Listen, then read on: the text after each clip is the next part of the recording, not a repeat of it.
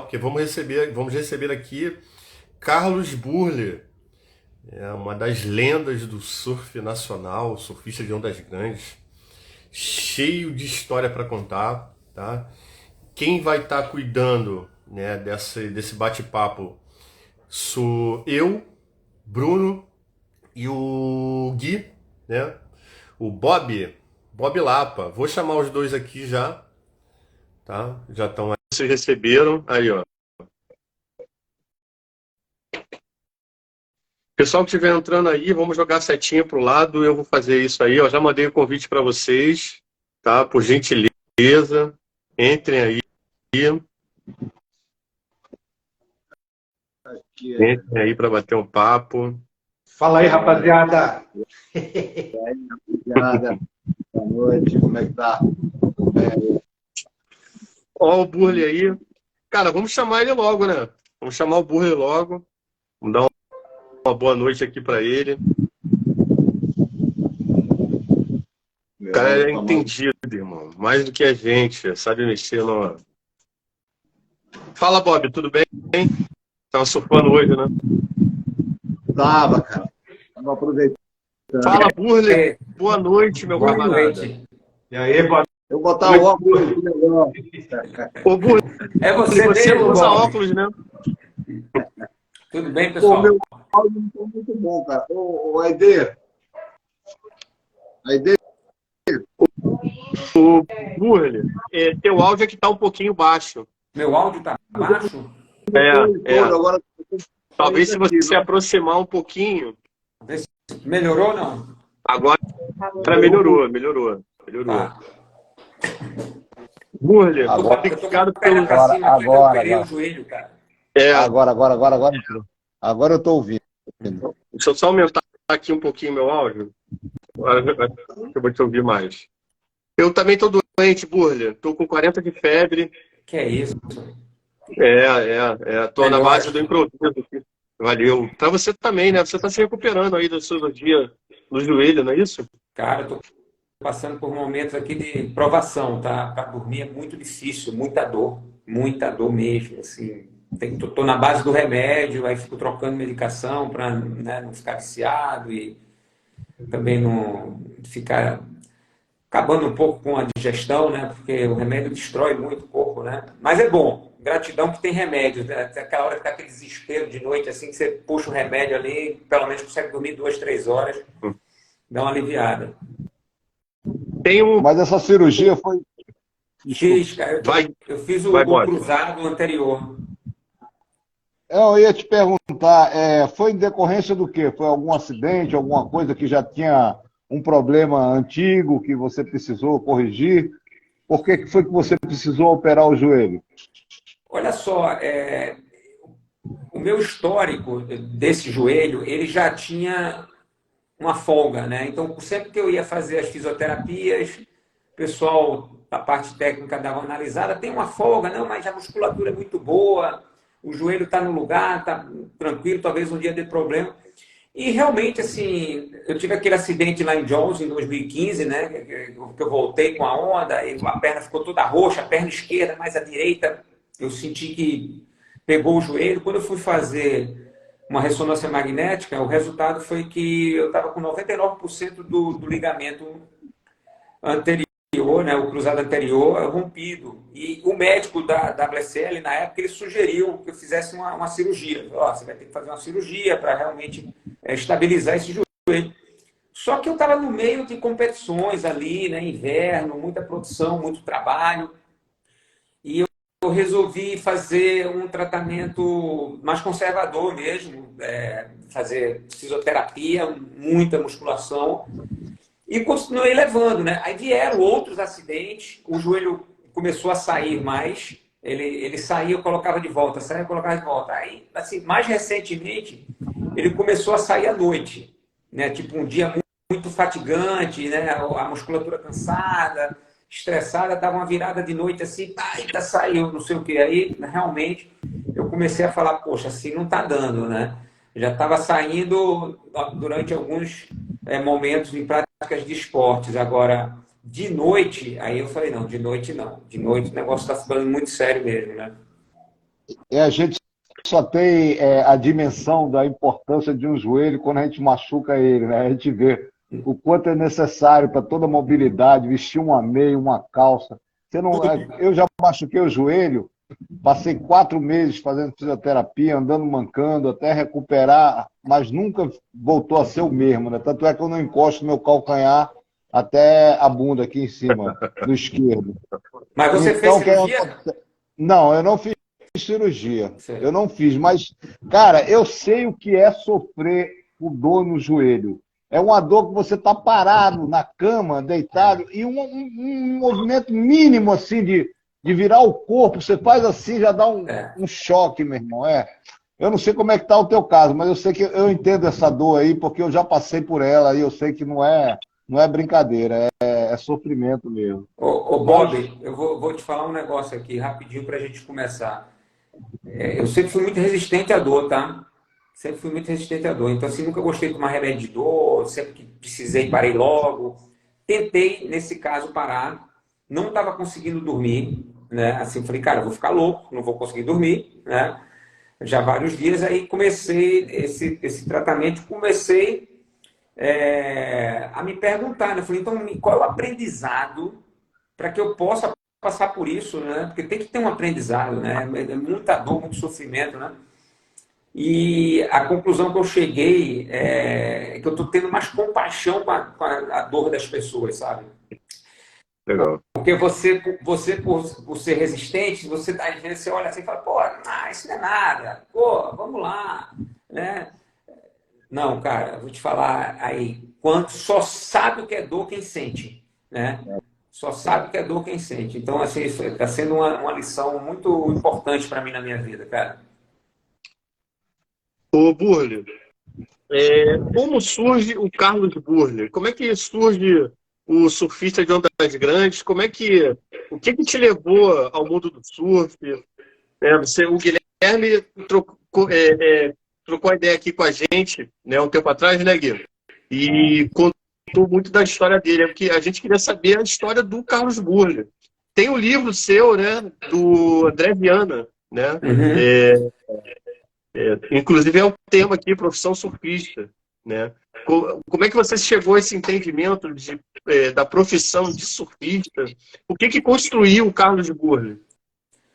Olha, demorou um tempo bem grande, tá? Pra eu chegar e entender que eu tinha conseguido me tornar um surfista profissional. Para o bem e para o mal. Assim, eu entendo que as coisas acontecem da forma que tem que acontecer nas nossas vidas, né? E na minha vida demorou realmente.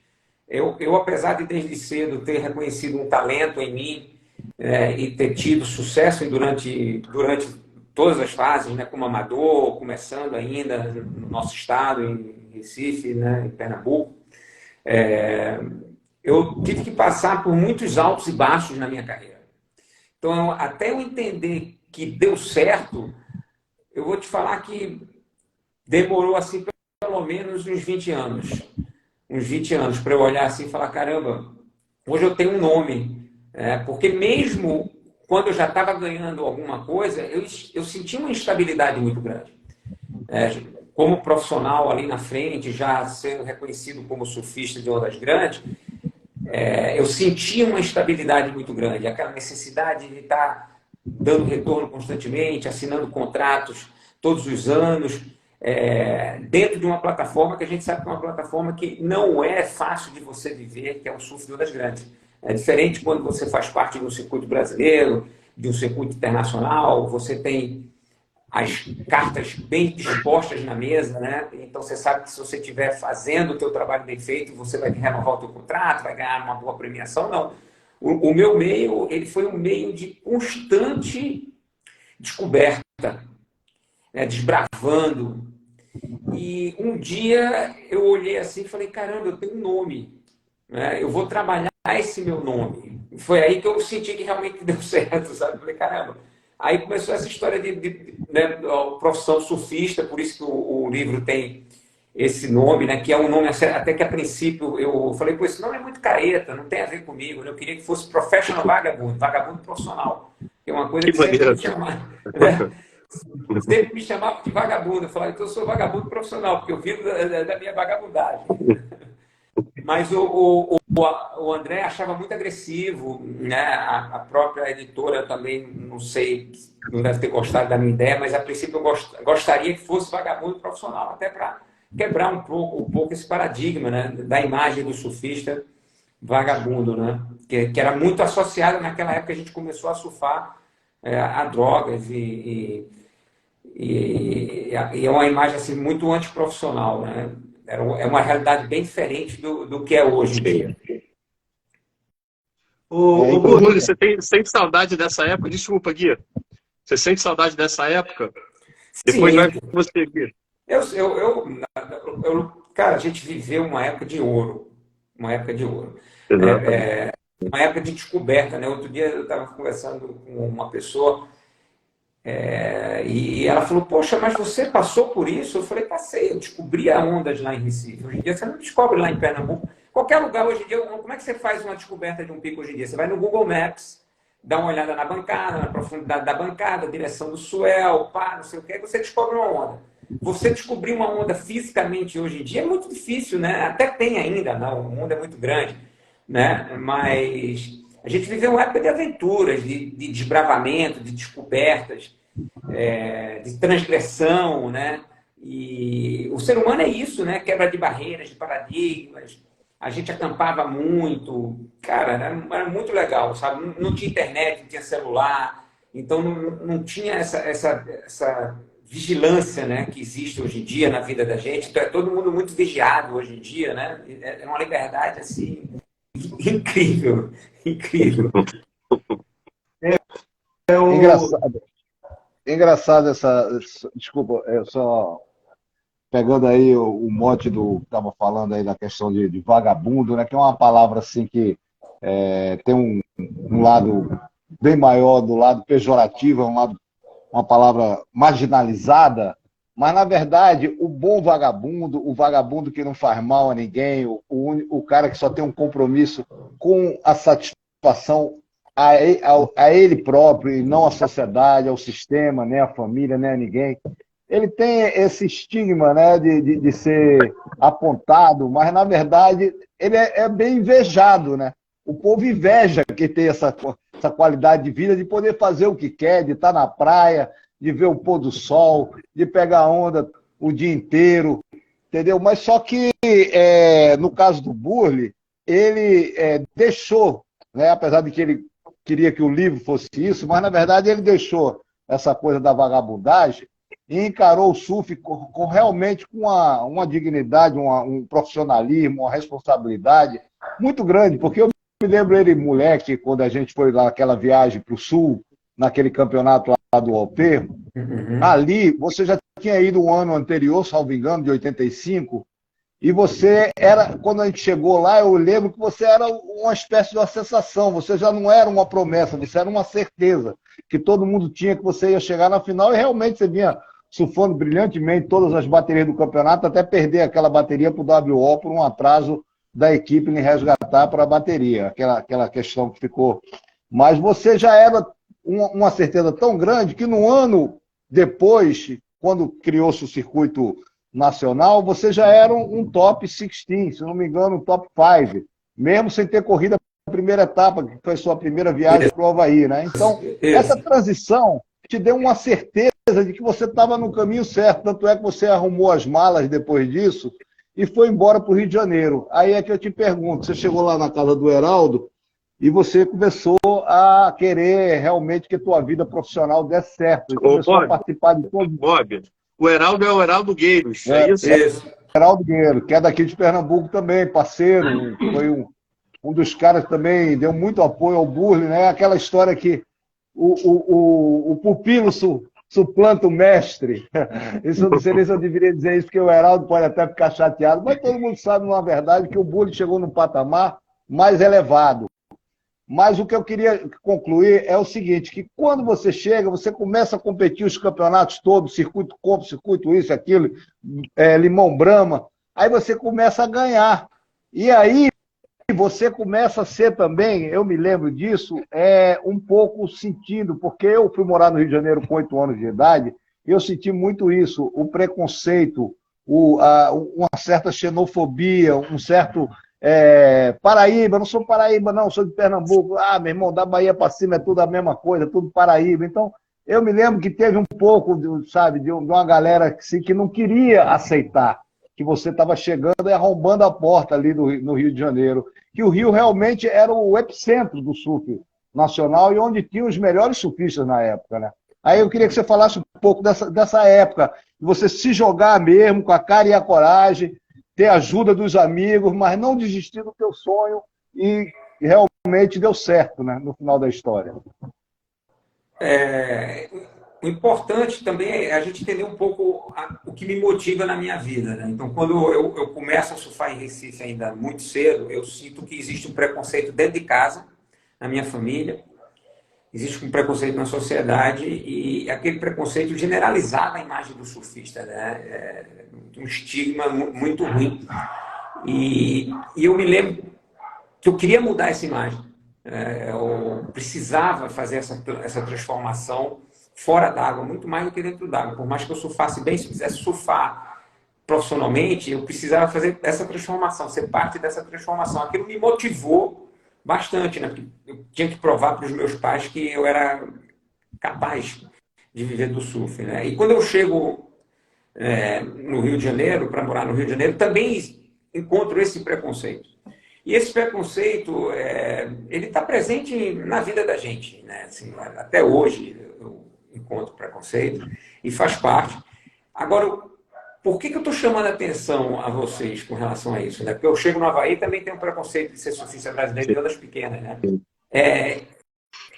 A gente pode pegar esses obstáculos, esses desafios e trazer para o lado positivo, para que aquilo motive a gente, né?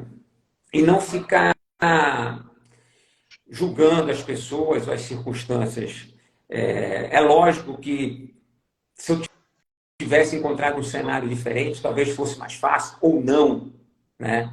Mas eu acredito que eu tenho encontrado o cenário perfeito que eu precisava para me desenvolver, né? Então, eu tive a ajuda do PP César quando eu vim pela primeira vez para o Rio de Janeiro, depois tive a ajuda do Heraldo, senti um pouco de preconceito do pessoal, mas, poxa, hoje eu moro no Rio de Janeiro e eu me sinto carioca porque eu tenho agora a nova geração me chama de tio. Foi a primeira vez que eu me senti em casa quando o pessoal me olha assim, mas tio Burley, eu falei, cara, ferrou, então eu já estou em casa, né? Porque até então eu não me senti em casa. Então isso é recente, assim, nos últimos 10 anos, né, os filhos dos meus amigos começaram a me chamar de tio. Eu falei, caramba, virei tio da galera aqui do Rio de Janeiro. Então, poxa, já posso me sentir em casa.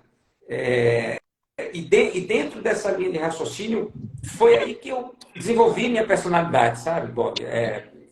Pegando esses preconceitos, pegando esses desafios e transformando em motivação, inspiração, para que eu pudesse, naqueles momentos difíceis, ter algo que realmente fosse importante me agarrar, né? Ganhar o título de 98 em Todos os Santos e acabar de uma vez por todas com aquela imagem que o surfista brasileiro era surfista de ondas pequenas, de ondas marolas, né? A gente, de uma hora para outra, a gente virou campeão mundial. Eu e o Rodrigo Rezende, campeões mundiais. O Rosaldo Cavalcante ali como técnico. Então, a gente estava com uma equipe reconhecida mundialmente agora como os campeões mundiais individualmente por time, referências no Brasil e no mundo. E o melhor de tudo, né, quebrando um paradigma. Então, a nova geração que está aí hoje dominando o circuito mundial, hoje nós somos referência do circuito mundial, naquela época o Gabriel Medina nem surfava, ele tinha 5 anos de idade. Ele vai surfar com 9 anos de idade. Então, assim, ele quando começa a surfar, ele já é campeão mundial de ondas grandes. E isso é muito legal, sabe? Eu gosto de olhar a minha vida e entender o quanto esses desafios eles são importantes para mim. E quanto que eu preciso realmente me esforçar diante de obstáculos, né? Amar o belo é fácil, né? Agora, você gostar de alguém que te mete a porrada, né? Aí é difícil perdoar alguém, né? Entender que existe um outro lado ali, aquilo pode te motivar também. E eu sempre me nutri muito disso. Então, cara, o que seria de mim se meu pai não tivesse virado para mim e falado assim, filho, você vai terminar a tua vida empurrando carroça e catando lixo? Eu passei um tempão com aquele trauma na minha cabeça, né? Até eu me resolver depois de anos com ele, mas aquilo foi muito importante para mim. Eu falei, caramba, meu pai falou que eu ia terminar minha vida empurrando carroça, catando lixo, cara, e aí? Né? O que é que eu vou fazer? Eu lembro que uma vez você ficou assim, pouco envaidecido, que teu pai chegou para você e falou assim, pô, filho, eu estava não sei aonde, aí tive que dar o meu nome. Aí falei, Carlos Alberto Burle. Aí o cara fez, você é o quê do Carlos Burle, surfista? Ou seja, Não, ele reconheceu que o né, pô? filho, o nome Carlos Burle ficou além do dele, né? É. Não, e foi emocionante, cara. Eu fico emocionado toda vez que eu me lembro dessa história, porque ele gostava muito de carro, né? Tinha uma loja de carros. Eu cheguei até a trabalhar com ele na revenda de autopeças. Eu não sabia fazer nada, não sabia o nome de nada, né? E ele era muito fã do Ayrton Senna. Então, o Ayrton Senna era para ele a imagem do sucesso. E eu, o filho dele, era a imagem do fracasso. Eita, Mas antes, E depois, antes quando dele você partir, muda ele essa mudou. história aí, cara, assim, é legal, né? Porque a gente se resolve ali, ele olha para mim e fala, poxa, É. Ô, tranquilo. Burle, eu acho que o Bruno quer falar uma coisa. Fala Não, aí, Bruno. Fala, Bruno. primeiro eu queria agradecer a tua presença aqui, Burri. Você é uma pessoa assim, fora de série, né? Um ser humano incrível. Vou contar uma história, porque o Leandro Borges está aí na live, ele é Aham. fisioterapeuta, e uma vez ele me chamou para dar uma surfada. Ele falou, vamos ali na casa de um amigo que a gente vai surfar com um amigo. Quando Aham. chegou lá, era na tua casa aí. A gente chegou lá na tua casa, a gente deu uma Maneiro. surfada junto. Porra, super maneiro. O Burle, eu queria que você falasse a respeito desse teu primeiro momento aí, quando você não acreditava ainda que podia. Você teve algum apoio, alguma ajuda da família? Que a gente aqui no Leme, a gente tem um projeto, que é até esse aqui, o Leme Surf Club, Uhum. com várias crianças aqui do Chapéu Mangueira, Babilônia, tem uma galera aí, mandar um alô para a galera aí do Leme Surf Club. E para contar um pouco que a galera às vezes não acredita no próprio potencial, né? Como é que foi esse teu começo aí, essa virada? Teve algum apoio, algum estímulo? Olha só, sempre tem, né? Assim, primeiro, o amor que vem de dentro de casa, ele é um amor incondicional, né? Independente do que você escolha para a tua vida, por mais que você receba broncas dos teus pais, eles estão querendo o seu bem.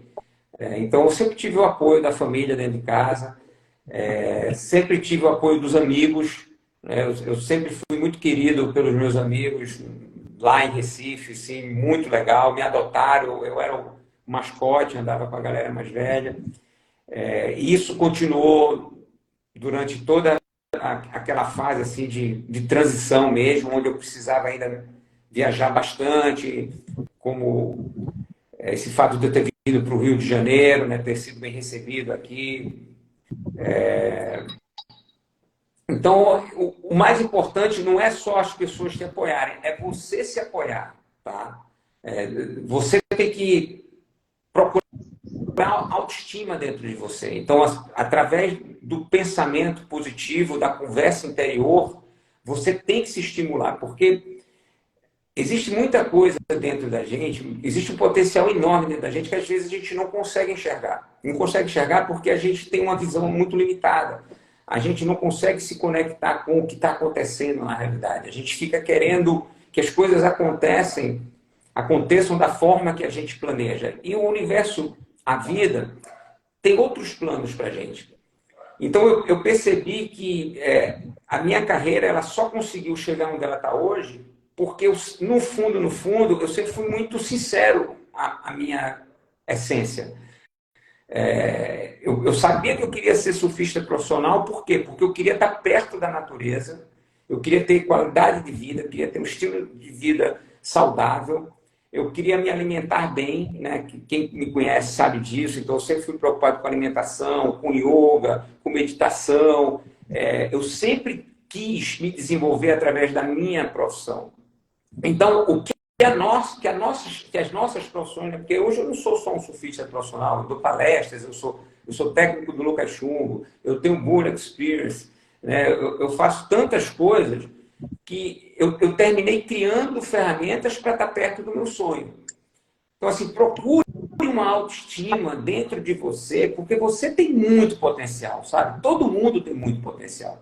Agora, a gente querer que a vida entregue para a gente exatamente o que a gente procura, não é justo, nem com a gente, nem com a vida. Tá? Vai criar uma expectativa muito grande, uma frustração também enorme.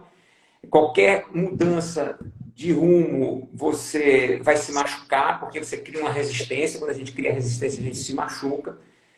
E quem conhece a minha vida, quem teve a oportunidade de ler meu livro, ou é meu amigo mais próximo, sabe que, poxa, eu já vendi muamba para estar aqui hoje, entendeu? Morei no terreirão, em garagem, que não tinha reboco na parede, e situações assim difíceis, né? Eu sei que tem situações bem piores, mas situação difícil mesmo. Eu me lembro o ano que eu voltei para Recife a convite da minha família, para visitar a família, preocupada comigo. Me deram de presente uma visita no dentista. Eu fui no dentista, eu tinha 20 cáries. Abri a boca assim, o dentista falou, ô, boca rica, né? 20 cáries. Então, assim, eu sou muito agradecido por tudo isso, tá? Assim, foi difícil, foi muito difícil, mas que bom que eu passei por tudo isso, porque dentro da minha personalidade, né, eu sendo um cara assim muito de extremo, né, muito intenso, se eu tivesse ganho tudo de mão beijada, eu não daria o valor que eu dou hoje às coisas e talvez eu não tivesse aqui. Tá? Então, até a minha primeira fase, eu perdi tudo, né? Porque eu consegui entrar no circuito brasileiro, consegui patrocínio, fui revelação, mas eu não tinha maturidade, terminei saindo dos tops, saí dos back, perdi meus patrocínios. E quando eu ganho uma nova oportunidade nas ondas grandes, eu entendo que a vida não é o que eu queria só, né? A vida é o que ela pede para mim também. Então, assumir essa responsabilidade, né? De ser o protagonista da tua vida, não ficar culpando os outros, que é uma coisa que a gente vê muito, né? A sociedade, os patrocinadores, a política, poxa, né, meus pais, meus amigos. Não. Vocês, nós temos o livre arbítrio de escolher o que a gente quer para a vida da gente. Então, se a gente parar para pensar, hoje a gente está exatamente onde a gente escolheu, né? Exatamente onde a gente escolheu. E daqui a 5 anos que a gente fizer outra live dessa, a gente vai estar exatamente onde as nossas escolhas de hoje vão levar a gente, né? Porque toda hora a gente está tomando decisão. Toda hora a gente está tomando decisão. E essas decisões devem ser coerentes com o que a gente quer para a vida da gente. Não é simples assim, tá? Mas é um trabalho, cara, que está ao alcance de todo mundo. Aí você começa a ter sorte. Aí as pessoas falam, pô, você é um cara de sorte, né? Você fala assim, sou um cara de sorte porque você está criando uma sorte, né? Você está criando um contato com a tua essência. As coisas começam a acontecer com você, né? E começa a criar uma sinergia na tua vida. E essa sinergia está aí para todo mundo, não está só para uma pessoa. O Bruno, Bob, Burle, quer dizer, antes de mais nada, né, nossa dinâmica aqui de quem faz live, né, Burle, é pedir para jogar a setinha para o lado, chamar a galera para fazer parte aqui dessa conversa, desse bate-papo, muita gente fazendo pergunta aí. Uhum. Quem não segue ainda o Impertinente, por favor, comece a seguir, né? Vamos jogar coraçãozinho aí, porque o Burle merece, né? Eu quero voltar um pouquinho atrás, Bruno, Bob, Burle. Pô, são 3 Bs, né? Bruno, Bob e Burle. Só eu que estou diferente aqui um pouco desse negócio. Não consigo fazer a rima. Eu quero voltar um pouquinho atrás, uma coisa que você e o Bob falaram, Burle, e a gente bateu esse papo com o Bob na live que a gente fez com ele, sobre essa questão da essência do surf que vem da contracultura, essa coisa do vagabundo que você falou, que na verdade me atraiu bem, hein? Eu acho que o segundo livro tem que ser O Vagabundo, né? Vagabundo bem sucedido. Vagabundo deu certo. O vagabundo deu certo. O vagabundo profissional. Que isso estimulou muito a gente, a nossa geração, Burler. A gente é contemporâneo, eu estou com 4'9", né? A gente surgiu ali naquele, né? Você deve ter começado a surfar no final da década de 70, início da década de 80, né? Mais ou menos o tempo que eu, o Bruno e o Bob começaram a surfar também. Né? Que era um menino... Eu sou mais antigo. Mais Eu antigo. sou mais antigo. Mais antigo. Eu já estou Bob mais completando antigo, Bob- 50 anos de surf. 50? Nossa. Que era um menino do Rio, né? O Petit, menino do Rio, aquela imagem que o surfista tinha, né? De cidadão do mundo, né? O cara que ia em busca das ondas perfeitas e curtia o sol, o céu, um cidadão livre, né? Um cidadão do mundo. Essa coisa do cidadão, do surfista como cidadão do mundo, né? O cara que consegue absorver várias culturas, entender várias culturas, né? Essa coisa que eu acho que a gente, não sei, Burle, mas assim, eu tenho o sentimento de que a gente perdeu um pouquinho dessa caça, né? Eu não sei o que você visualiza. A gente perdeu um pouquinho desse arquétipo do explorador que o surfista tem. O É, aventureiro, né? na realidade, o esporte ele se tornou mais business, né? Mais negócio. Né? Então, as coisas hoje são mais previsíveis. Você tem toda uma cadeia de profissionais que te dão assistência no começo da tua carreira se você for um talento fora da curva. E desde cedo você já é ensinado a lidar com a mídia, a falar outras línguas, já tem um preparador físico, já tem um agente de carreira, e você termina se tornando uma referência muito cedo, né? Um profissional ainda muito jovem e imaturo, né? Porque não tem como você trazer maturidade para uma idade tão jovem, ainda mais com tanta pressão, com tanto assédio, tanta fama, né? Com tanto dinheiro. E você vai perdendo realmente a essência do esporte, né? Porque a essência do surf é natureza, qualidade de vida. Eu entro no surf, né, com a minha intenção de viver do surf, mas eu gosto da natureza, eu gosto da relação com esses elementos. E o surf tinha tudo isso e continua tendo tudo isso. Mas eu vejo como um movimento natural, tá? Tudo na vida da gente tem um porquê. Esse acontecimento dentro do surf também tem um porquê. Eu vou te dar um exemplo do meu ponto de vista com relação ao surf para as Olimpíadas, né? Muita gente, poxa, não sei, estamos perdendo a essência. É uma verdade, né? Eu acho que a gente entende como uma verdade aqui, realmente, quando você vai muito para o lado profissional, você vai perdendo um pouco a essência, né? Isso deve acontecer em todas as profissões de atletas no mundo, né? Poxa, uma coisa é você correr porque você tem prazer, outra coisa é você correr porque você tem que ganhar, né? E uma coisa é você cumprir um calendário de jogos porque você tem que cumprir, porque você assinou um mega contrato, outra coisa é você jogar por diversão. Mas você pode encontrar prazer também nessas coisas e pode encontrar um equilíbrio para você reverter aquilo para o meio também, né?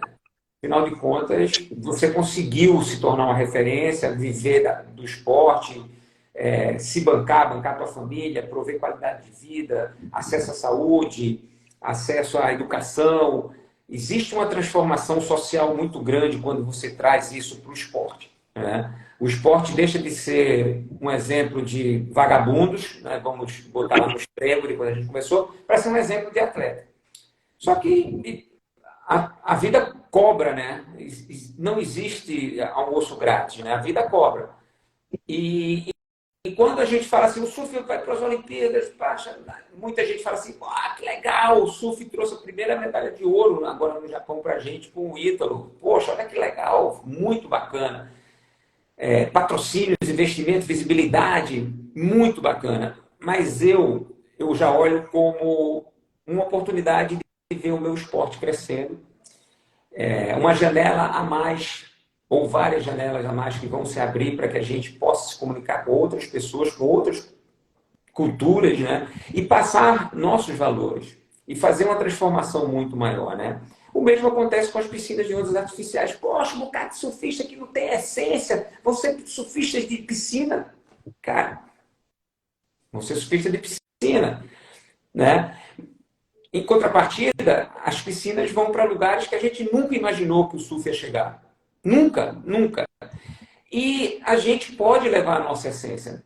Eu entendo que o mundo, né, do meu ponto de vista, tá? Ele tem que se questionar constantemente com relação ao que é que ele está fazendo, né? O que é que nós estamos fazendo com o mundo, porque os valores são muito superficiais, né?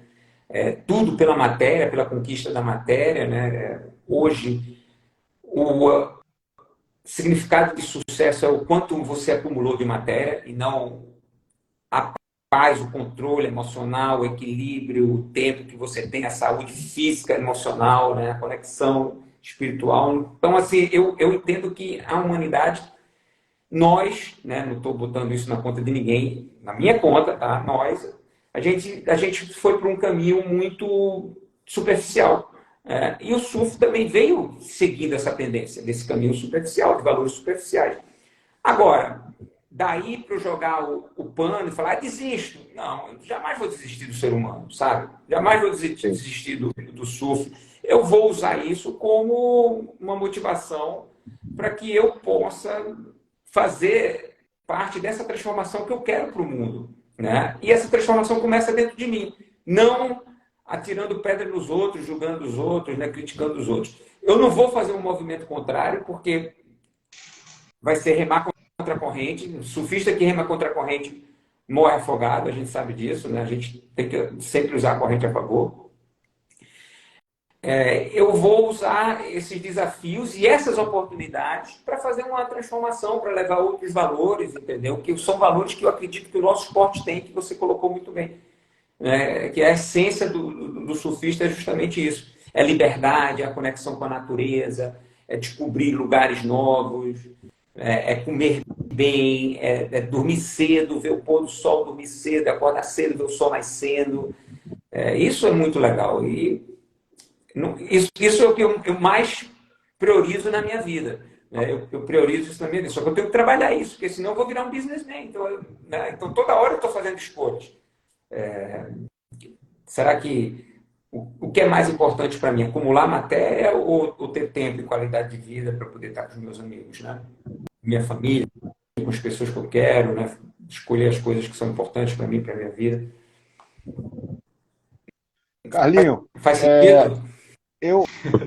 eu sempre troquei altas ideias, a gente já bateu vários papos assim em cabeça. Eu conheço bem a tua natureza humana, sei do potencial humano, de ser humano com esclarecimento, né, de espiritualidade, tudo isso que te leva. Nada é por acaso você ter chegado onde chegou, com essa egrégora de energias em seu entorno, essa pessoa realmente iluminada que você é. Mas voltando lá atrás, no passado, eu queria pegar o Burle, moleque, indo para a sua primeira trip havaiana, em 86, se não me engano, né? Quando você chegou no Havaí, que você se deparou com aquelas ondas, Sunset, Pipeline, Waimea, Mar Grande, né? Usar prancha grande, outro. Como foi que você começou a forjar ali esse sentimento de que você seria um big rider? Ou como é que foi o início, os seus primeiros dias havaianos, a chegada no aeroporto? Eu queria que você me lembrasse um pouco, até fizesse esse exercício para você mesmo ter esse spray de lembrança desse momento tão marcante, tão importante na tua vida. Olha, quem me levou para Havaí pela primeira vez foi o Dr. Júnior Pipa, né? Que foi uma pessoa muito importante na minha vida, eu tenho muita gratidão por ele. Ele sempre me ajudou muito, me levava para fazer os free surfs em Recife, passava lá na escola, eu pulava o muro da escola, encontrava ele ali, e a gente ia pegar onda. Ele, mais um pessoal, né? A gente fazia isso muito em Recife, né? Isso era comum. E depois a gente começou a viajar no Brasil. E aí, quando chegou a hora de fazer uma viagem para o Havaí, ele falou, eu vou com você. E eu me lembro muito bem quando a gente chegou lá pela primeira vez, assim, rapaz, eu tava numa adrenalina, eu já cheguei com a barriga assim solta, sabe? porque eu estava numa adrenalina enorme, né, de chegar no Havaí. Eu não sabia o que me esperava, só sabia daquelas histórias, né, das ondas gigantes, dos campeonatos, das lendas, dos surfistas, e a gente chega num mar muito grande lá, muito grande. Foi até num mar que estava acontecendo em Sunset, e ele teve que ser transferido para o Aimeia, que o Almir Salazar quase se afogou em Aimeia, se lembra? A gente chegou naquela Aham. madrugada à noite, dormimos na frente do Foodland ali com as ondas batendo, quer dizer, eu nem consegui dormir direito, né? E fomos recebidos pelo Fábio Cuencas, né? O Fábio Cuencas já estava morando lá, então eu tive a sorte de ser recebido por um cara que já gosta de ondas grandes, né? O Fábio Cuencas, gosta muito de surfar, e ele me mostrou os caminhos lá, me levou para comprar uma prancha com os irmãos Willie Brothers, era aquela época daquelas phasers, né? Que tinha aqueles Aham. buracos parecia uns buracos de bola de golfe embaixo da prancha, né? Que dava velocidade.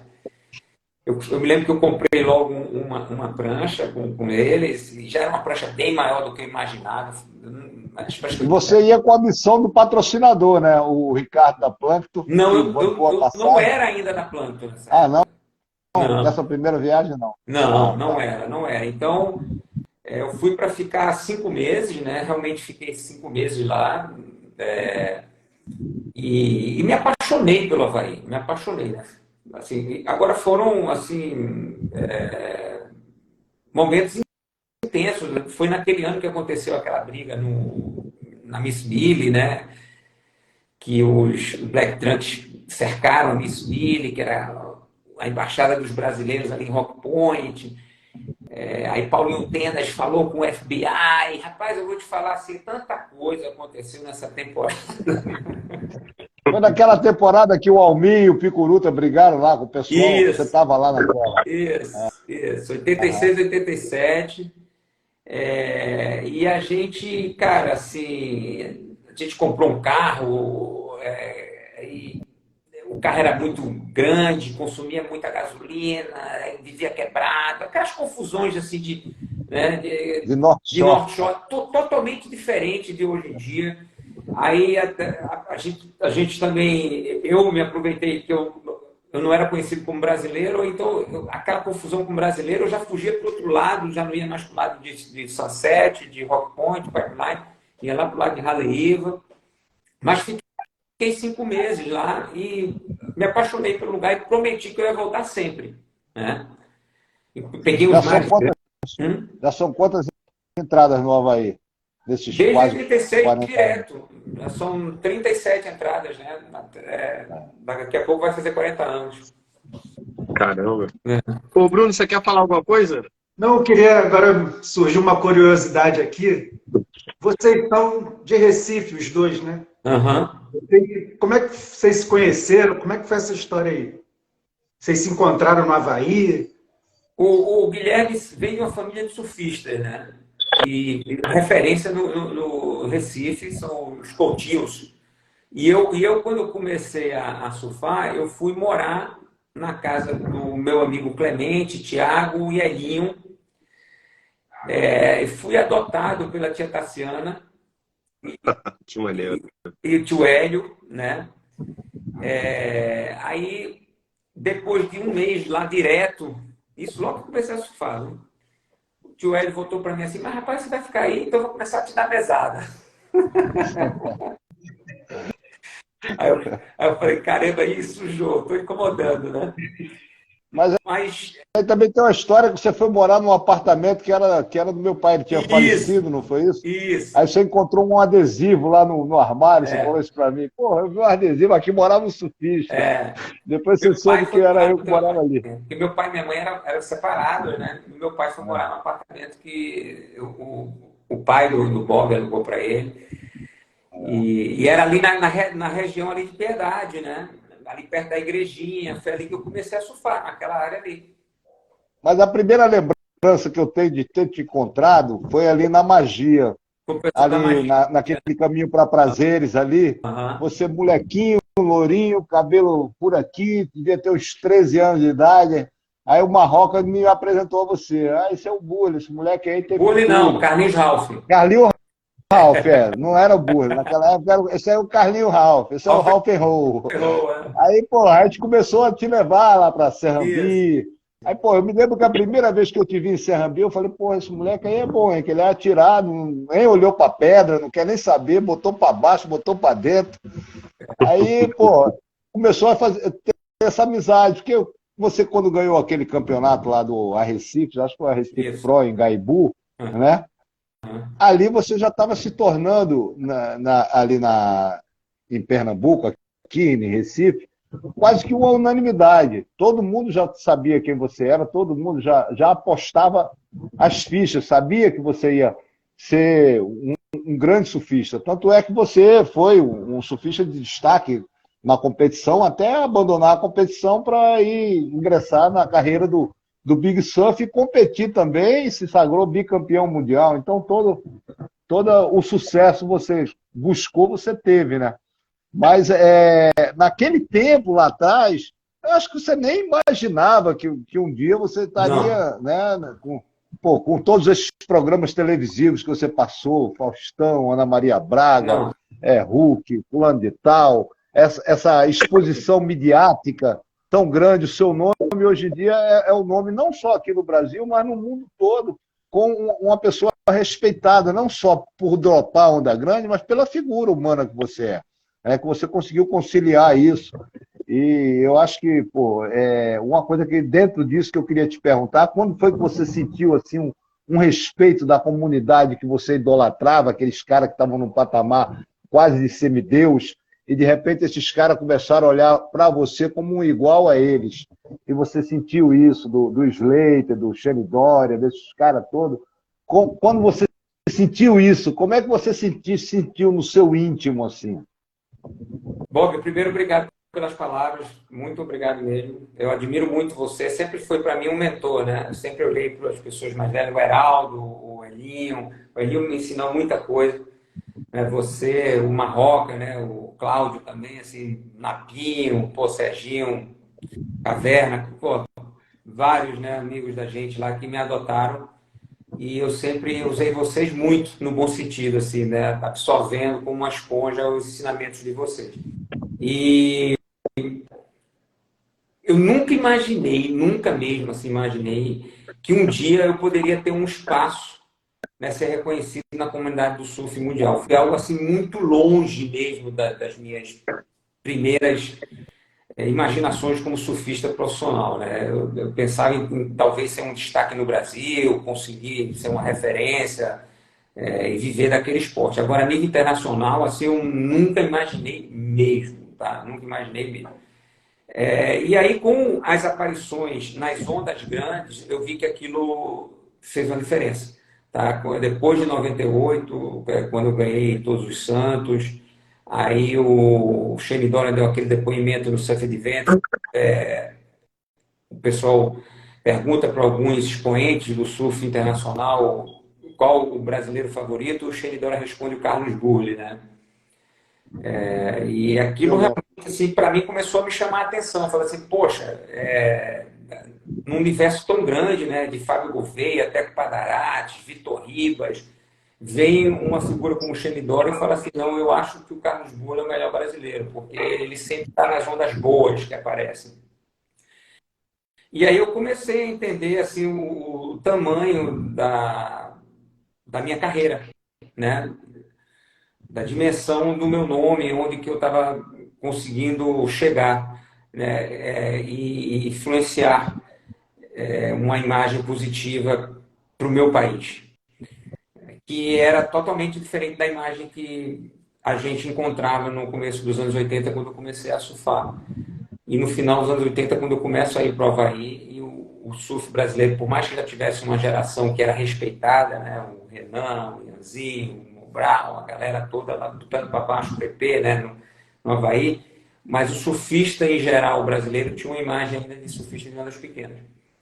E a gente, hoje em dia, não, nós temos referências, né, no surf, em qualquer categoria. Isso é muito bacana, né? Muito bacana. Você olhar para trás e falar assim, poxa, uma transformação de paradigma, um legado melhor para as novas gerações. que vem com esses desafios que a gente está colocando aqui, né? Esses novos desafios. Mudou, né? Os desafios estão presentes, mas mudou o nome.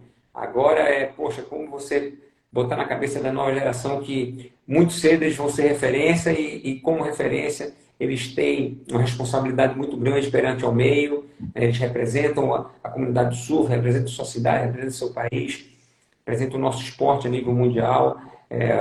O que é que eles querem deixar para as novas gerações, quais são os valores que eles querem deixar para as novas gerações, que tipo de transformação eles querem para o mundo. Mas eu senti aos poucos, tá, Bob? Mas foi praticamente depois do evento de 98 em Todos os Santos. Apesar de que o senhor... Fala. Rapidinho, Bob, deixa eu só ler aqui uma pergunta do Tais Resgate, porque tem muita gente mandando pergunta e eu estou deixando aqui para trás, tá? E aí vamos tentar estabelecer uma dinâmica aqui que a gente consiga matar a vontade da galera que quer perguntar, fazer algum tipo de pergunta para o Burle. O Tais Resgate, né, tem um jet ski aí no perfil dele, com certeza deve ser alguém do Tauin, né, o Burle? De repente você deve até conhecer. Conheço o Tais, é da nossa equipe, pô, né? Nossa equipe de resgate. Sensacional. Aí ele pergunta aí, ó, muito bom ouvir essas histórias. E pode perguntar ao Burle qual a onda que mais marcou em toda sua vida. Aí, ó, ele estende, não sei se vocês conseguem ver, ele estende a pergunta para todo mundo. Bacana. Então, cara, assim, a onda que mais me marcou na minha vida foi o surf em si, realmente, né? Quando eu assumo essa responsabilidade de ser surfista profissional. Isso para mim, cara, foi a onda da minha vida, entendeu? Eu tive várias ondas, né? Se quiser levar para o universo onda em si, poxa, a onda de Todos os Santos, que eu me tornei campeão pela primeira vez e na segunda vez eu fechei o campeonato mundial também lá em Todos os Santos. Então é uma onda que marcou minha vida pra caramba. Pico Alto, poxa, eu já fui terceiro, segundo e primeiro lugar em Pico Alto, né? Havaí, poxa, eu fiz meu nome no Havaí, eu devo minha vida para o Havaí, né? Mavericks, África do Sul, competi vários anos na África do Sul, Mavericks na Califórnia também, poxa, fiz um campeonato incrível naquela final que estava gigante, eu botei para baixo. Aí tem Nazaré, Nazaré teve momentos históricos, naquele momento que eu faço o resgate da Maia, volto, pego aquela onda enorme, né? Aquilo apareceu no mundo todo. Então, várias ondas, assim, eu não tenho uma onda que marcou minha vida, porque eu sou um cara de muitas ondas, graças a Deus. Quer falar, Bob, qual foi a tua? Cara, é muito difícil isso, porque no decorrer de 5 décadas de surf, você pega tanto mar bom, tanta onda boa, né? Eu não entendi bem se a pergunta dele marcou no sentido de satisfação ou se marcou de ficou a lembrança, porque se for a lembrança maior que eu tenho foi a onda que quase me matou lá na Cacimba do Padre, né? Num dia que estava extra plus, 12, 15 pés, e eu, porra, levei uma vaca lá em um caldo, meu irmão, que eu pensei que eu ia morrer. Então isso fica marcado. Agora, em termos de mar bom, pô, são tantos mares, né? Eu acho que as melhores ondas que eu surfei mesmo foram tanto no Havaí como na Indonésia, que são 2 lugares que tem ondas excelentes. No Peru também peguei muita onda boa. Agora, se você perguntar o pico que mais marcou em termos de onda, eu acho que, para mim, que sou golf foot, em termos de tubo, foi Desert Point. Porque aquela onda ali é uma onda espetacular. Né? Apesar de não ser tão grande, mas é uma onda muito boa. Uma onda muito extensa, muito tubular, e você se satisfaz bastante surfando ela. É complicado. Mas voltando aqui ao Burle, que é o entrevistado, você quer falar da tua onda também, Brunão? Fala aí. Manda aí a tua. Cara, teve uma onda que eu achei um lugar incrível. Eu não viajei muito, né? Mas eu fui para Porto Berro, lá no Peru. Cara, uma esquerda, eu moro no Leme. Leme é a esquerda o tempo todo. Cara, eu peguei uma esquerda lá que foi a mais longa da minha vida. Foi uma onda incrível. Já surfei lá, Bruno. Muito bom mesmo. Eu já também peguei boas ondas lá em Porto Velho. E você, Marcelo? Eu vou contar a minha, né? Eu vou na onda de depreciação. Eu era moleque, né? Aí, não sei se o Burle que morou lá no Terreirão, não sei se ele se lembra do Jean Noel, o Lógico, morei shaper. na frente do Jean Noel, cara. É mesmo? Pai da Michele de Bolon, né? Que é Big Rider. É. É pai Isso dela. aí. Então, foi um custo para eu comprar a prancha que meu pai achava, né, que surf era coisa de vagabundo, de maconheiro. Mas ele não queria me dar a prancha, eu tive que ir lá, meu irmão, juntar uma grana para comprar. Meu irmão, fui na frente do Barra Mares, tinha um quiosque chamado Galera de São Lourenço. Eu ficava ali com aquela galera ali. Aí, meu irmão, eu entrei no mar. Meu irmão, o mar começou a ficar muito grande, meu irmão. E as ondas fechando. E eu com medo, meu irmão, de descer e quebrar a porra da prancha. E passava um helicóptero do Salvamar. Meu irmão, os caras tudo descendo, meu irmão. Só se arrasando, meu irmão. Só merda. Quebrando prancha. Meu irmão, foi assim, uma tragédia geral. E o helicóptero passava. E os caras do Salvamar, meu irmão, pararam assim e falaram, meu irmão, fizeram um sinal para jogar a cesta, né? Eu falei, cara, eu não vou não. Meu irmão, quando o helicóptero foi embora, meu coração ficou Se arrependeu, né? na merda. Aí quando ele voltou, meu irmão, ele jogou a cesta, eu entrei, não queria nem saber, eu só não queria, meu irmão, tomar um prejuízo na prancha. E nessa história, minha mulher tá aqui e vai me bater. E nessa história tinha uma menininha na areia da praia. Imagina, meu irmão, chegando de helicóptero dentro da cesta com a prancha. Putz, meu irmão, que merda. Papai Noel. Então, é isso. Daí marca mesmo, né? Pô, eu nunca esqueço disso, irmão. Nunca esqueço. Mas vai lá. Tinha mar antigamente que eu entrava assim, e depois eu perguntava, e agora, como é que eu faço para sair? Saquarema grandão, viu? Você entra no mar achando que é uma coisa, chega lá dentro, você se depara com a realidade. Aí você olha para o seu material, olha para a tua cordinha, fala, meu Deus, o que eu estou fazendo aqui, meu? Mas isso aí hoje em dia eu não me arrisco mais não. Hoje em dia, o dia passou da overhead, eu já dou uma aliviada, nada de onda muito grande, deixa sair pro Burle, que acho que ele ainda está aí com vontade de pegar um airbag, assim que o joelho ficar bom. Imagina uma prancha do Burle, como é que não deve, meu irmão, deve ter, sei lá, meu irmão, velho, trama de fibra de carbono, de Kevlar, muito mais resistente do que a nossa, né? Então o Burle pode, meu irmão, quebrar a prancha torta direita, entrar em qualquer mar. Mas, na realidade, eu acho que o que diferencia, lógico que os aparatos que se tem hoje de segurança, colete, jet ski, apoio, tudo isso é muito louvável, porque preserva a vida do ser humano. Mas o instinto de quem vive como Burle, de adrenalina, mesmo independente de não ter nada disso, estaria dentro d'água também, estaria lá se desafiando, porque quando você se vicia numa coisa, você quer sempre estar provando daquela sensação, daquela energia, né? A gente já bateu esse papo, você falou que era muito importante ter essa carga de adrenalina constantemente para poder alavancar a vida para frente, você se sentir que realmente está fazendo sentido o que você busca, né? Que é pegar onda grande. Se sentir vivo, né? E, na realidade, a gente olhando para trás, as gerações que vieram antes da gente não tinham metade do acesso que a gente tem hoje a equipamento de segurança, né? Os EPIs. Então, eles faziam também por amor. Homens do mar.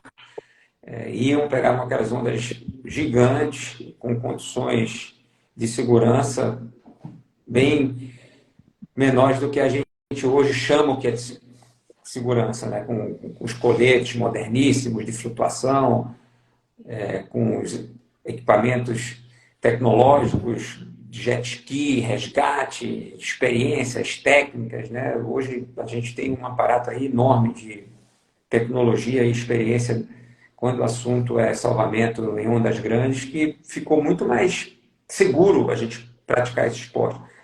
Mas isso não nos impediu de chegar até aqui.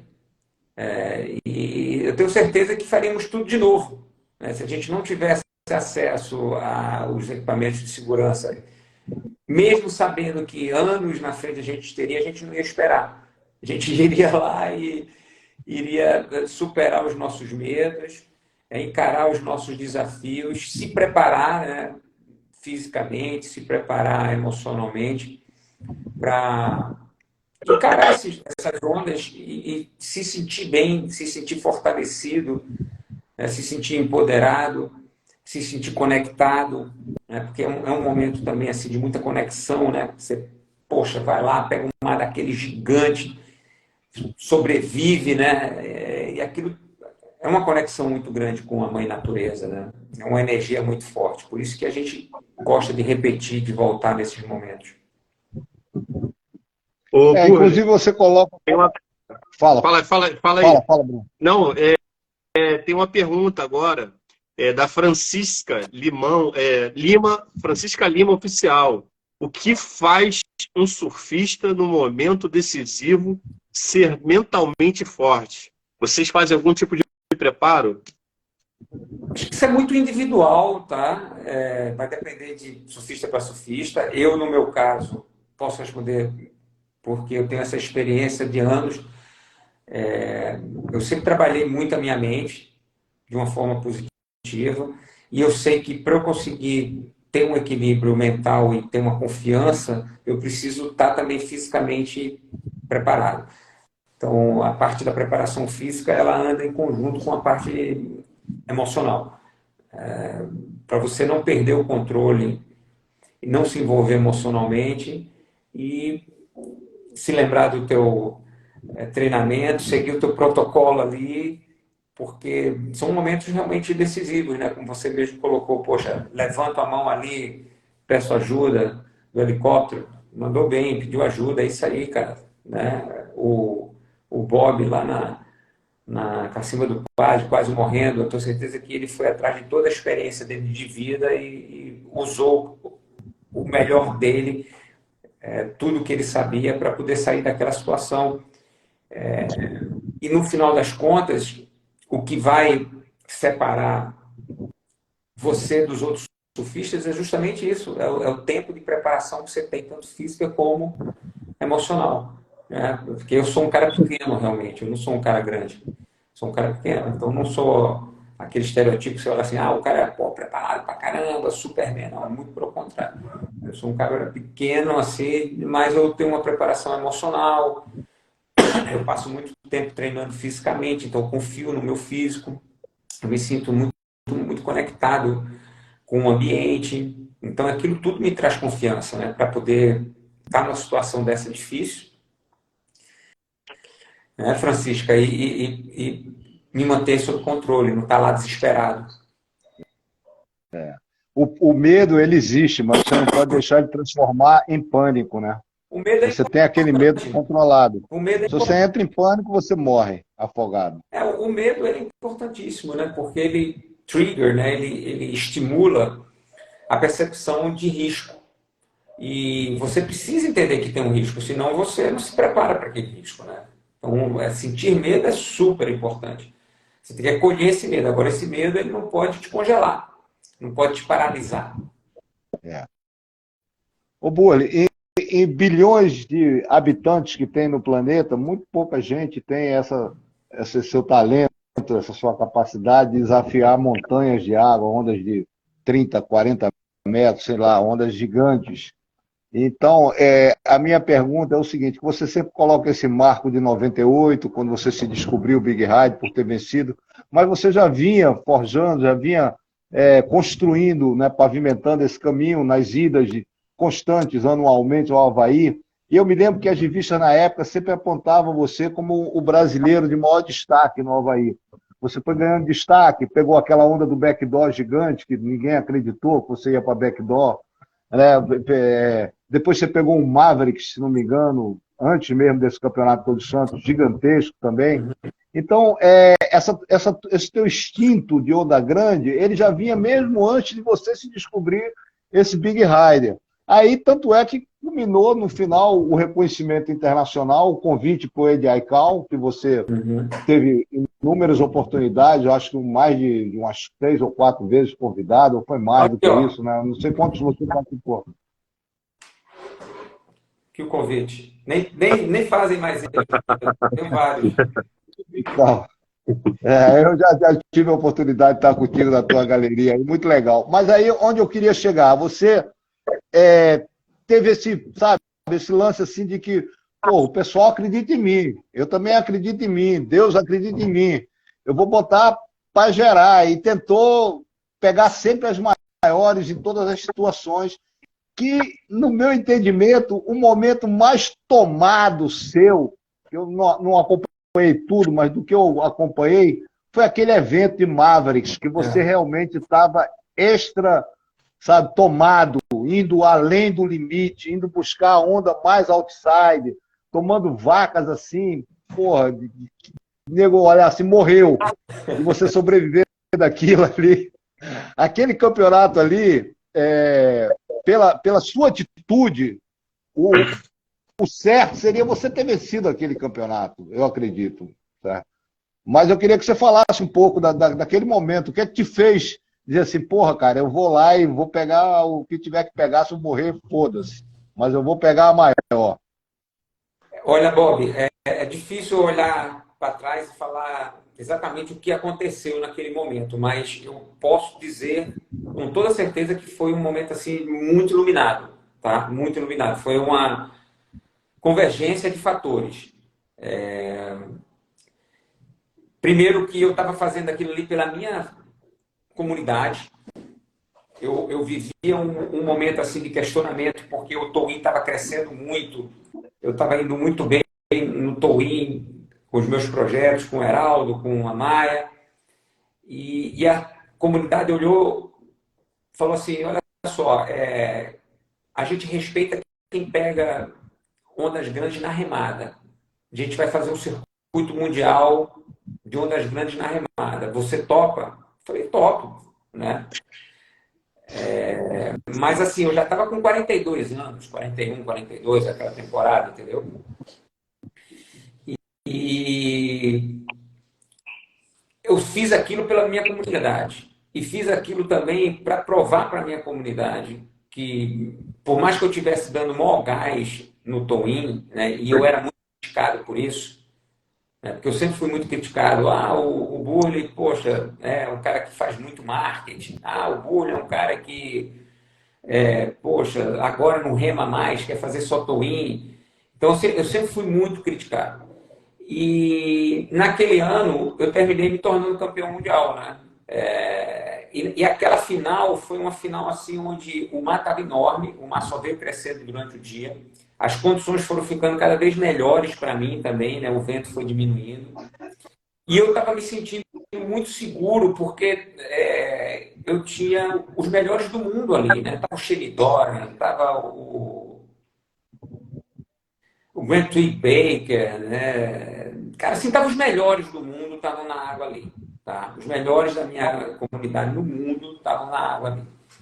E eu simplesmente me sentia assim, muito empoderado, como você mesmo falou, assim, não era uma situação comum. Eu estava vivendo momentos que eu já tinha vivido na Ilha de Páscoa, numa situação totalmente diferente, mas assim, botando para baixo nas maiores, assim, sozinho, no mar gigante. Já tinha vivido em outros lugares pelo mundo também, mas são momentos raros, né? Momentos que você sempre está no lugar certo, na hora certa, que você sabe.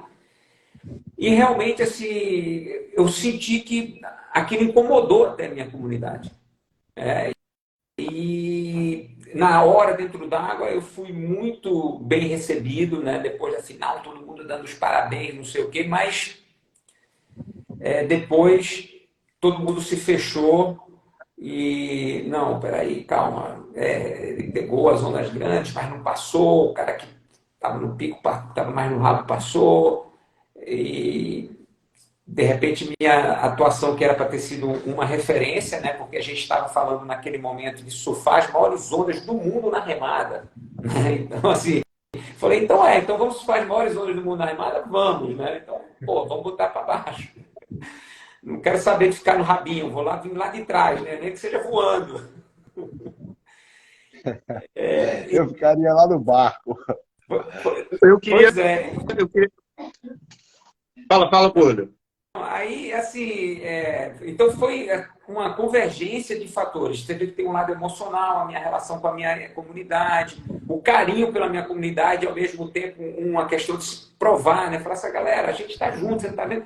Porque eu sempre tive esse papel dentro do surf de ondas grandes. Hoje já não tanto, tá? Já é diferente, né? Já um papel assim mais avançado até. Mas eu sempre tive um papel de provocador, porque eu fui o primeiro cara a ganhar um título mundial, né, de 98, e pegar esse título e transformar ele numa carreira. E aí eu voltava lá para fora e falava assim, galera, olha só, eu ganhei um título mundial e eu vivo disso. Porra, vamos, né, vamos criar campeonatos mundiais de ondas grandes, porque todo mundo que participar vai ter visibilidade, vai ter patrocínio, vão ter investidores, a gente vai ter todo ano um campeão mundial, isso vai criar um círculo, né, uma corrente positiva para todo mundo. Cara, e realmente, assim, até você conseguir que alguém vivesse do surf de ondas grandes, demorou muito. E não aconteceu de verdade, que nem aconteceu para mim, né? Então, assim, eu provavelmente fui o cara mais bem sucedido que veio do surf de ondas grandes. Porque tiveram caras mais bem sucedidos, mas que já vieram do CT, por exemplo, o Shenidori. O Shenidori já vem patrocinado da Billabong, porque ele era já top mundial no CT, né? Era diferente. Quem mais que eu posso dar exemplo? O Ross Clark Jones, Big Wave Rider, mas ele era top de CT também. Ele já vinha da Quicksilver. Eu não, eu construí minha carreira de Big Rider, né? Falei, galera, olha só, eu estava lá no fundo do poço e eu construí minha carreira de Big Rider. E isso incomodava muito a galera, porque eu também passava menos tempo com eles. Então, assim, quando a galera acabava no swell desse gigante, né, e eles acabavam, todo mundo ia confraternizar e eu não ficava muito tempo confraternizando. Por quê? Porque eu voltava para trabalhar com meus patrocinadores, fazer sessão de autógrafo, assinar pôster em feira, ir nos revendedores, fazer isso, fazer aquilo, fazer um trabalho, treinar a maia, fazer aquilo. Eu estava milhão ali, realmente querendo ser um surfista profissional. Né? E você vê que hoje o surf de ondas grandes está passando por um novo momento, um momento onde tem menos campeonato, tem menos investidores no surf de ondas grandes. Se eu não tivesse dado esse gás lá atrás, eu não estava aqui onde eu estou hoje. Porque eu sempre... Ô, Burle, Vai, Marcelo. Eu queria falar uma coisa contigo, que é o seguinte, ó. Eu acho que falar isso para você é importante. Eu não sei se você se lembra de um card da Headley. Você estava fazendo yoga debaixo d'água. Uhum. Você se lembra disso? Lembro. Eu carreguei aquele card durante muito tempo comigo. E eu olhava aquilo e falava assim, cara, eu inclusive fui procurar agora, certamente está guardado em algum lugar, eu só não achei. Aquilo ficou comigo durante muito tempo. E para mim era olhar para aquela figura, era uma espécie de referência, né? Óbvio, eu não me tornei um surfista de ondas grandes como você, mas isso inspirou muitas coisas na minha vida, Burle. Você é uma inspiração, na verdade, né? Para mim, acho que para muita gente que está assistindo você aqui. E aí, Burle, em cima disso, eu queria fazer um convite para você, né? Existe esse projeto do Surf Leme, do Leme Surf Club, né? Que é uma galera da comunidade. E eu queria convidar você para fazer uma visita, né? Evidentemente, quando você melhorar. Lógico, prazer ou não? Você fazer uma visita ao Leme Surf Club, né? Bater um papo com aquela garotada lá que precisa de inspiração. Vai ser um prazer, tá combinado, já fechado. E aí, Burle, eu vou falar um pouquinho que foi. Eu não fui um surfista de ondas grandes, mas O meu recorde pessoal são de 250 km de montanha, fazendo meditação até hoje. E Que quero ir legal, cara. para 300 km de montanha no ano que vem. Que legal, cara. É, isso aí. E aquele, Parabéns. aquele card com você fazendo a meditação, para mim, foi uma virada de chave, cara. E até hoje aquilo fica muito na minha cabeça, irmão. Então, assim, Legal. Aquela imagem, obrigado aí pelos 250 km de montanha. valeu, obrigado. Aquela imagem para mim também ela significa muito, né? Porque é um momento, muita conexão. É lógico que eu não estou meditando debaixo d'água, mas leva para as pessoas o que sempre fez parte da minha vida, né? E essa busca pelo conhecimento, pelo autoconhecimento, né? E pelo controle, domínio das emoções. E que não é simples, tá? Eu estou passando agora por um momento, como eu falei para vocês, assim, de uma aprovação enorme. Vai chegando essa hora de noite, assim, vai dando uma ansiedade. Você sabe que pô, não vai dormir direito, meu Deus do céu. Carlinhos, deixa eu aproveitar aqui, antes que a gente termine a live, para te perguntar se tem alguma pergunta assim, que você gostaria que te fizesse, se alguma coisa que você gostaria de falar a respeito, se alguma história que você gostaria de contar, algum caso interessante, qualquer coisa que você sinta assim, vontade de que as pessoas saibam da tua vida. Tem alguma coisa assim que faltou te perguntar? O que é que você diria? Não tinha pensado nisso, tá? A gente abordou várias coisas aqui interessantes, né? A vida é o mais importante, né? Eu gosto sempre do surf como pano de fundo, né? Porque realmente é o que faz com que o Carlos Buri hoje seja uma referência, né? O surf como profissão. Mas o ser humano na frente, né? O ser humano como o protagonista da história, né? E não o personagem. Não esse personagem que foi criado através dessas lendas do surf de ondas grandes, sabe?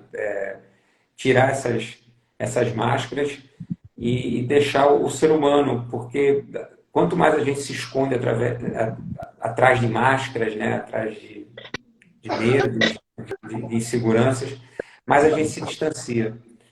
E para mim, a vida é muito sobre construir conexão, construir empatia, né, acolher as emoções, se mostrar vulnerável, porque, poxa, eu também tenho. Né? A gente começou falando sobre isso, né? Poxa, essa minha cirurgia no joelho está me dando essa empatia, de vulnerabilidade, de compaixão com a dor do próximo, com uma coisa assim que eu, pela minha resistência à dor, eu nunca tinha sentido tanto. E agora eu tô falando, caramba, meu Deus do céu, eu tenho que me conectar mais com a dor do próximo, eu tenho que ser mais Nesse, empático, né? Eu tenho que estar mais conectado, eu preciso construir mais pontes e menos barreiras, né? Menos muros. É isso que me leva a continuar, sabe, Bob? Assim, se você chegar para mim e falar assim, pô, mas e aí, qual é a tua próxima viagem, a tua próxima onda? Eu falo, cara, minha próxima viagem, minha próxima onda é a vida. Eu sou apaixonado pela vida.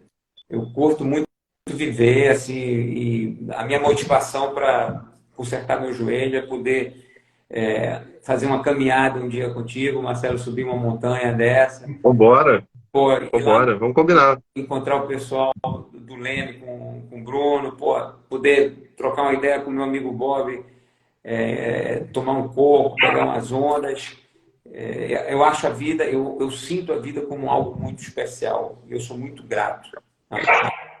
Então, isso para mim, o surf é uma ferramenta, né? Eu tenho muita gratidão ao surf em si, mas o surf não é tudo para mim, né? A vida é tudo para mim. claro. E ainda mais num momento como esse que o planeta está vivendo, tanta confusão, né, cara? Guerra da Ucrânia, palestinos e É, israelenses, agora no Sudão, a próprio no Brasil mesmo, a gente vê tanta criminalidade, tanta morte, a polícia mata tanta gente, acontece tanta coisa. Então, a gente tem que vibrar realmente numa energia de positividade, porque o mundo já está com muita carga densa no planeta todo. A gente tem que vibrar na positividade para poder amenizar um pouco com o sofrimento, né? Porque a gente acaba sofrendo, mesmo que a gente não esteja presencialmente, diretamente no fronte de batalha, vendo a morte ao lado, mas a gente sabe o que está acontecendo. E a gente, como ser humano que tem empatia ao próximo, que tem esse espírito solidário, a gente se sensibiliza com tudo que está acontecendo de ruim no planeta, né? Então, é muito bom saber que no surf as pessoas também têm esse lado humano que muitas vezes as pessoas não conhecem. Pensa que o surfista, aquele estereótipo só do cara que só quer curtir a vida, estar na praia, pegar onda, viajar, conhecer lugares maravilhosos, mas não é isso. A gente se preocupa com várias coisas que estão em torno, né? Tem os problemas de família, problema de saúde, problema do mundo, problema das relações humanas, isso que você falou, de construir pontes, de ser um elo que liga as boas energias, né? Isso é importante. É isso aí, Fala, Brunão. obrigado, hein? As suas palavras acabaram se refletindo nas suas ações, né? Você foi o cara que chegou no topo, mas jogou a escada lá para trazer mais gente, né? Como é que foi essa relação aí com essa galera que você foi abraçando, foi educando aí dentro do mundo do surf? A Maia, essa galera toda aí que veio depois. Muito boa, né? Assim, boa no sentido que sempre tem dificuldades, né? Sempre tem desafios. A gente sabe que relacionamento é complicado, né? Quem é casado sabe como é que é. Quem tem amigos, quem tem sócios sabe como é que é. Mas muito boas, né? Muito aprendizado, muito resultado positivo profissional.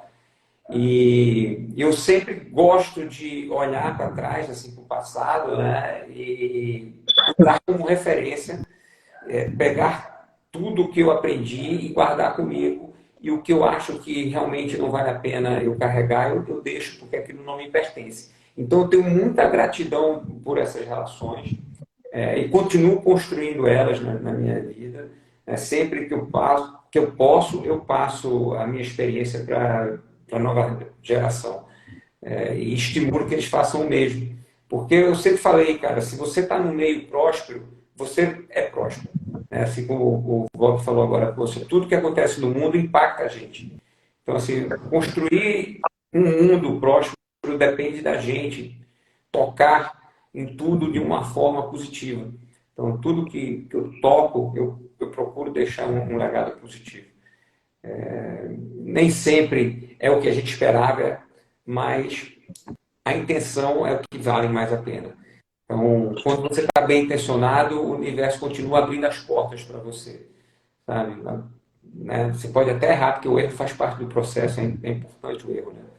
Mas você vai ter uma nova chance, porque a intenção boa sempre vai trazer novas chances para você, sempre vai trazer novas oportunidades.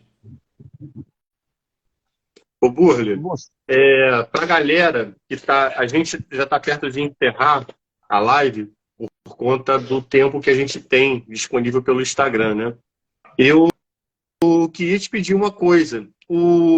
Você tem um espaço, né, de experiência gourmet na Barra. Queria que você fizesse esse convite. Eu e minha esposa a gente já está se organizando para ir, para visitar. E pena que o Gui não tá aqui, né? Mas certamente iria com a gente se tivesse. Eu vou lá com o Bruno, com as nossas esposas. Estão convidados aqui no posto 6 da Barra da Tijuca. A gente tem uma operação que a gente pratica surf, bem-estar, sustentabilidade, temos projetos sociais. Que legal. Temos um quiosque também. Temos uma comida assim bem simples, né? Praiana, açaí, tapioca, água de coco, legal. Uma cerveja gelada gostosa, uns sanduichinhos. Cerveja com Bruno. Esse negócio de cerveja com Bruno. Mentira, é comigo, é comigo. Cerveja comigo. Vocês estão convidados. Carlinho, e o Renocai vai ser free surf, competidor ou big rider? Tá mais pra free surf, viu, cara? Tá mais pra free surf. Ainda bem, né? Qual a idade dele agora? 13. Tá com quantos anos? 13. Pô, já tá quase um homem. Não, tá gostoso pra caramba, cara. Gostoso pra caramba. Figura. Pode crer.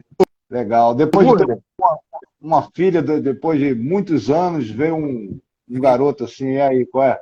Como é que se sente realizado, então? Tem uma filha e tem um filho, né? Eu tenho 5, estou mais do que realizado. 25, que é uma querida também, muito fofa, muito amada.